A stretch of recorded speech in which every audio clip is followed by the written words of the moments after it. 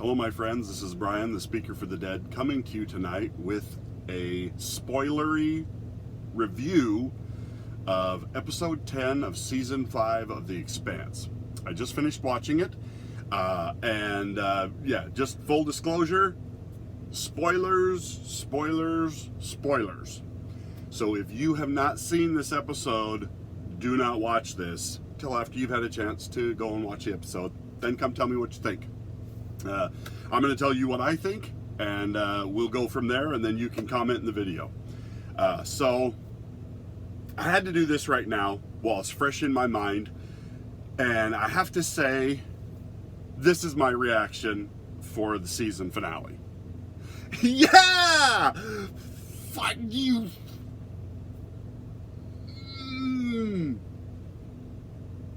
Expletive. So I'm trying to keep this clean, and that's going to be tough. One, good episode. Let's do this the same way I did the last one. We're going to go through the positives first, then we're going to go through the negatives. So, here it is. They were pretty accurate to the book. The stuff with the Rosinante, now they departed from the book on this, but I mean, it's good. It's good. They actually did a good job with this episode. They've redeemed the last 3 episodes in my mind with this one, except for one thing. We'll get to that in a minute. Actually, many things, but no, the stuff with Avasarala, really good. The reuniting of the crew, fantastic. The rescue of Naomi, very, very similar to the way it is in the book. Very well done. It was exciting, and it was a pretty just like boom episode right off the bat. Like it didn't. There wasn't a lot of wasted time in this episode, which is fantastic, because that's been the last 3 episodes, but primarily the episodes 7 and 8 really kind of struggled with that. Last episode wasn't as bad. This episode was much better. For a season finale, they did a great job. Ended it right where the book ends. Really good. The visual effects for the last sequence, I didn't really care for them. It was really confused. It looked like all pixely, and I was just like, it just didn't seem like it was up to the standards that Amazon has set for itself. I mean, it wasn't even up to the standards that the Sci-Fi Channel set. I was kind of disappointed with the way the effects looked in the last shots, as the barkeep goes through the gate and gets something happens to it. We can only assume that we're finally seeing the emergence of the aliens that destroyed the gate builders. So, because we get that in the episode 1 where Holden's showing Fred, who's dead, but not in the books. But yeah, so if I had to give this episode a score, I'd say it's a 8.5 out of 10. They really did a pretty good job, especially with the amount of material that they had to try and, because they really wasted a lot of time in episodes 7 and 8, and it's hurt them. And I was thinking about it tonight, and I kind of have a theory now, because of what happened with Cass Anvar. See, there's a lot more in the book with Bobby and Cass Anvar and stuff. Their storyline is a lot more broad and bigger in the book than it is in this season. I've wondered if they shot a lot more with Cass Anvar and that storyline, but because of what happened with Cass Anvar and him getting kicked off the show and the kerfuffle that happened over him, with the allegations, that they pulled a lot of that footage, and that's why we ended up with so much heavy breathing by Naomi Nagata. So I'm wondering if that's what happened. They had to fill the shows with footage that really minimized Alex Kamali's Cass Anvar's role. That kind of makes sense to me. Now, we may never know what was actually filmed, what used, what didn't get used, but so overall, this was a good episode. The stuff with Marco and Neros, the attack at the gate, that was really good. The attack with the Rosinante, they finally circled back to figuring out where the proto-molecule went, because that storyline, it was like a big thing for a couple of episodes, and then it was just like it got like disappeared till this episode, and they finally are like, it was weird. I'm like, why was that on that ship? How did it get to the... Anyway, but they did wrap that storyline up, which I was glad. I was really glad that they finally circled back around to that and got it there.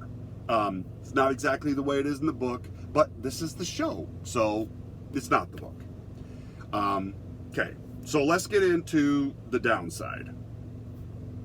One, we got Naomi Nagata heavy breathing again.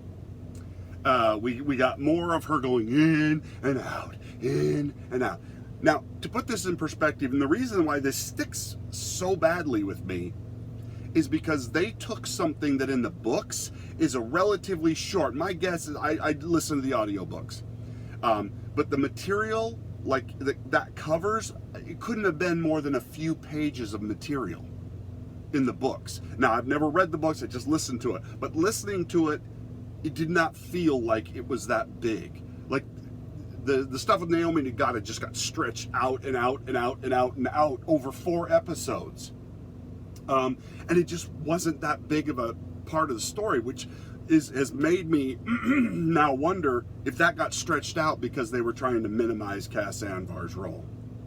Now, like I said, I don't know that for sure. I don't mean to repeat myself, but I'm trying to explain why that bothers me so much, because they really cut out a lot of really great stuff from that storyline with Bobby and Cass and Alex for this Naomi heavy breathing in a suit, beeping in the ear and stuff. And I'm just like, they lost a lot of really great stuff from the book. And it seems like they did it in lieu of this heavy breathing thing that went on and on and on and on with Naomi. I was so tickled to death when they finally got her off of the Chetsmoka, where she finally launched herself out, and I'm like, thank the Lord above, she's off that ship. She can't keep going in and out of that room anymore. So, but no, the other thing, there's a lot of things that I struggled with. We knew Cass Anvar was either going to be killed or recast. Now, most of us have suspected that they were going to replace Cass Anvar with Bull. I don't even know that guy's name. I don't care really. And it's not his fault. The thing is, that guy's a good actor, and I do like the character of Bull, but he's not Alex. He is not Cass Anvar. I think he's going to do a fine job, and he's getting thrown in to the deep end with the sharks. Everybody who loved Cass Anvar is going to struggle with him and his character. He is a very different character than Cass Anvar was, that Alex Kamali was. There was kind of a touching tribute to Alex Kamali, Cass Anvar's character. They kind of paid really great tribute to him. But at the same time, you paid tribute to somebody you didn't need to kill off.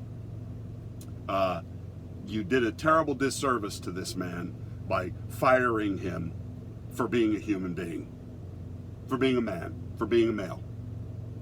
And no matter how you try and spin the love fest you put out there for his character, you still sacrificed a good character and a good actor for allegations. I'm not saying what he did was right or wrong. I'm really not. I'm not sitting in judgment over him at all. I don't know all the details, okay? So that sticks in my craw a little bit. And in my mind, it was a shitty way for him to go out.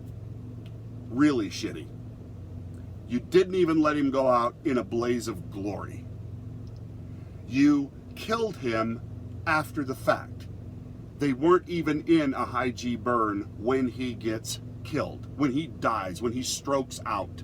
Now, that's not to say that couldn't happen, and that's not a possibility. That has been a part of the Expanse storyline all the way back. The Epstein, he dies of a stroke, but he's also experiencing an uncontrolled burn and acceleration for who knows how long when he dies and strokes out. So we've seen that in the Expanse, and that's not unexpected. But if he was going to stroke out, if he was going to die of a stroke, it should have been while he was in the burn, not after the fact. Sitting there, watching the rescue, seeing what's happening with Bobby, and then he strokes out? Excuse me? That blood vessel in his brain was like, nah, not yet, not yet, not yet. Whew, everything's calmed down. Now I'm going to explode. Now I'm going to kill this man. Guys, you should have gave him a Firehawk send-off. If you were going to kill his character, make him a bigger hero. I don't care how you feel about Cass Anvar. The character deserved that. That really pissed me off.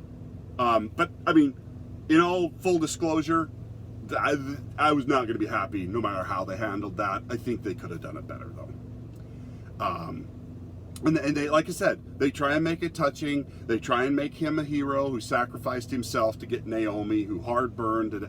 So I get it, okay? I'm not unreasonable. I hope I never come off that way as unreasonable. Because trust me, I really do try and look at it from all different angles to get the appropriate reaction and response to these episodes and stuff. Because it's a fantastic show, and it did redeem itself towards the end. This season really has been a struggle for me.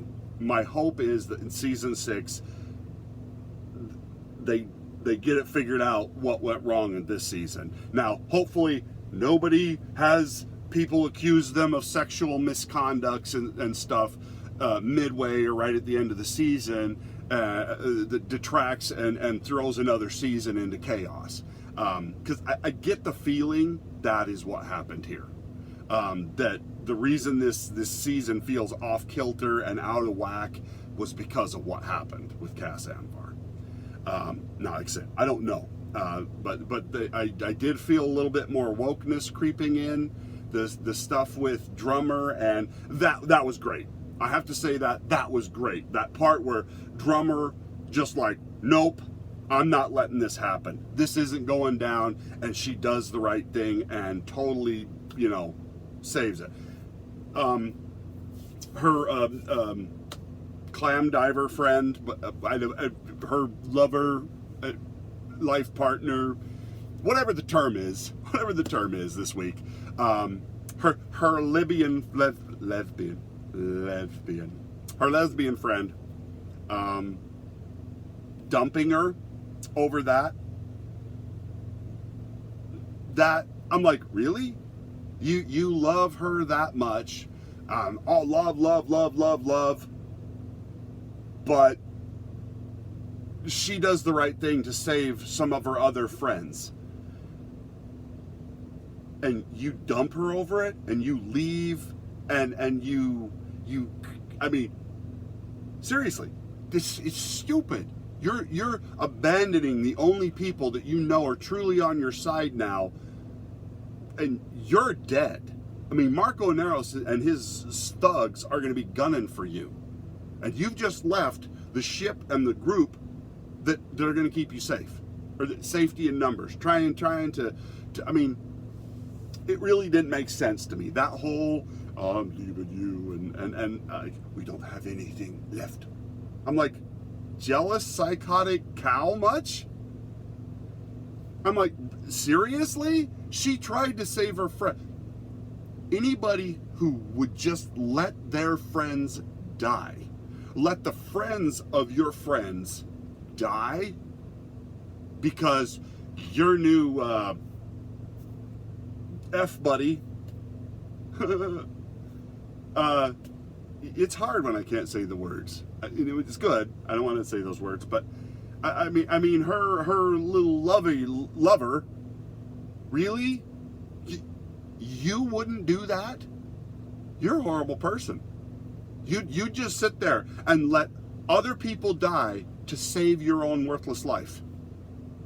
Friends of yours, drummer did the right thing, and I guess she paid for it. But anyway, it just that was great. That whole episode, I cannot tell you how happy I was when the black chick with the blue lips, the worst character to ever appear on this show, finally got whacked in the head. And to see her laying on the floor with lifeless eyes, it's like the sun came out. I was so happy. And I mean no disrespect to the actress who played that character. She did a good job with a really crappy character. I mean, that is a tribute to her acting. She made me hate that character, loathe that character entirely. That's skill. That's skill. You got to give it to her. But I hated that character, and I am so glad she's gone. I can't even express it. I was cheering. I was like, yes! Anyway, let me know what you think. Were you happy? Do you agree with my score? Did you think it was the best episode ever? It's just not. It's a good episode, and it's very redeeming, but it wasn't, it left me a little hollow. Cass is gone. The effects at the end were like, what? Hey, did somebody get the people from the movie Pixels to come and do the special effects for this last shot? The little black clouds flying around in pixels. Seriously, maybe I need to watch it again. But it was like little cubes. It's like, did somebody from Minecraft do this? How many? And the Barkeith is supposed to be, in the books, this is my last picky point, I'm sorry, was supposed to be a big cruiser. It was supposed to be the same size as, it's the biggest Martian ship. You just lost. Donager. It's a Donager class ship. But the one you see isn't, the Barkeith in this episode wasn't a Donager class ship. Duplicitous freaking Martians. You scumbags. You got what you deserved. Say hi to the wormhole killing aliens. Yeah, they got what they deserved. The really exciting part is what we see on the planet where the crazy psycho doctor is, and what looks like a ship in orbit. I don't know, it was very hard. It's kind of shadowed and stuff, and they're using the proto-molecule to wake up everything on that planet. I don't know how that's going to work, but I'm assuming that scientists figured out how to control the proto-molecule. But that is exciting to finally feel like we're moving forward, we're moving back out into the universe. Yes, I'm excited about that. And I mean, I guess we're going to see how things play out with Marco and his son. At the end, with Marco and his son sitting there, after the shot of his son sitting on the bed with the gun in his hand and things, and and it shows his son, and then it pans over to Marco. For some reason, I kept expecting to see a bullet pass through Marco's head as Philip took him out to take over the Free Navy. I mean, I don't know, I just got that vibe like, something's about to happen to you. I don't think you realize the monster you've created in your son. Funny how that works. Just talk to the Donner family. or not the Donner family. Who are those people that ate their parents? Yeah, those. I can't even think of their name. The Manson family. Yeah. Anyway, let me know what you think. Thanks for watching. We'll talk to you next time. Bye now.